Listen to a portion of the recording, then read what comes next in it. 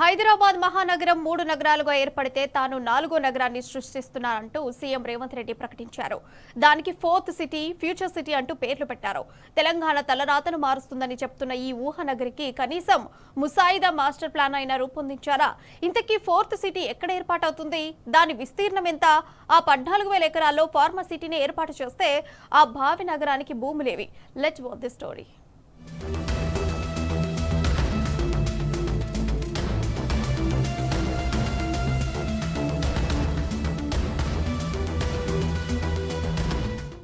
చరిత్రలో హైదరాబాద్ మహానగరం 3 నగరాలుగా ఏర్పడితే నేడు 4వ నగరాన్ని సృష్టిస్తున్నా అంటూ సీఎం రేవంత్ రెడ్డి ప్రకటించారు.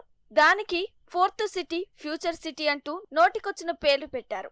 భావితరాలకు ఇదే స్వర్గధామం అంటూ ముఖ్యమంత్రి సహా మంత్రులంతా బ్రాండ్ అంబాసిడర్లుగా మారి ప్రకటనలు గుప్పించారు.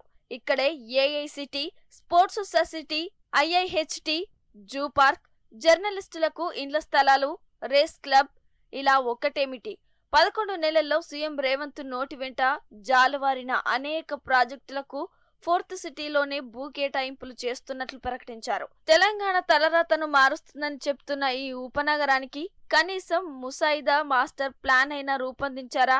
లేదా ఇప్పటికే సేకరించిన 14,000 ఎకరాల్లో ఫార్మా సిటీని ఏర్పాటు చేస్తూ ఆ భావి నగరానికి భూమిలేవి?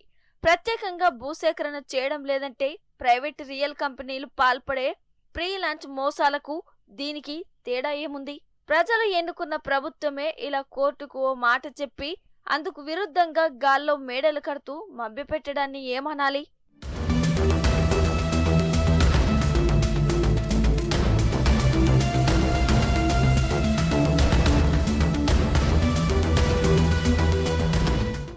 ఒక నగరాన్ని ఏర్పాటు చేయాలంటే దానికి భూసేకరణ చేయాలి. ఏ సర్వే నెంబర్లో ఏర్పాటు చేస్తున్నారో రికార్డులు రూపొందించాలి. కనీసం ముసాయిదా మాస్టర్ ప్లాన్ అయినా తయారు చేయాలి. గత 11 నెలలుగా సీఎం రేవంత్ రెడ్డి నోటి నుంచి జాలువారుతున్న ఫ్యూచర్ సిటీ ఏర్పాటులో భూతద్దం వేసి వెతికినా ఇవేవీ కనిపించడం లేదు. ఫార్మా సిటీ కోసం సేకరించిన భూముల్లోనే కాంగ్రెస్ ప్రభుత్వం ఫ్యూచర్ సిటీని ఏర్పాటు చేస్తుందనేది అక్షర సత్యం. ఇందుకు సజీవ సాక్ష్యమే young India skill development university. Kandukur మండలం మీరాఖాన్పేట పరిధిలోని బేగిరి కంచెలో సర్వే నెంబర్ 112, ఆకుల మైలారం పంచాయతీ పరిధిలోని పంజాగూడలోని సర్వే నెంబర్ 90లోను 150 ఎకరాల్లో యూనివర్సిటీ ఏర్పాటు కానుంది. వాస్తవంగా కేసీఆర్ ప్రభుత్వం ఫార్మాసిటీ కోసం ఈ భూములను షరతుతో సేకరించింది. అంటే ఫార్మాసిటీ కోసం సేకరించిన భూముల్లోనే ఫోర్త్ సిటీని ఏర్పాటు చేస్తున్నారనేది రుజువైంది.